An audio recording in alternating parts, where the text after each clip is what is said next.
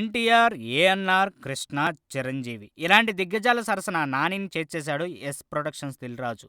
తెలుగులో స్వశక్తితో గొప్ప స్థాయికి ఎదిగిన హీరోల జాబితాలో నాని ఉంటాడని రాజు అన్నాడు. నేను లోకల్ ఆడియో వేడుకలో భాగంగా రాజు ఈ వ్యాఖ్యలు చేశారు. తెలుగు సినిమా పరిశ్రమ పుట్టినప్పుడు ఎన్టీఆర్, ఏఎన్నార్, కృష్ణరాజు, శోభన్ బాబు, కృష్ణ వీళ్ళందరూ స్వశక్తితో ఎదిగారు, పెద్ద స్థాయికి చేరుకున్నారు. ఆ తర్వాత గత 30 ఏళ్లలో సొంతంగా ఏ బ్యాకప్ లేకుండా మెగాస్టార్ అయింది చిరంజీవి అయితే ఆ తర్వాత రవితేజ. ఇప్పుడు నాని అలా ఎదిగారు. నాని తన నటనతో నేచురల్ స్టార్ అనిపించుకున్నాడు.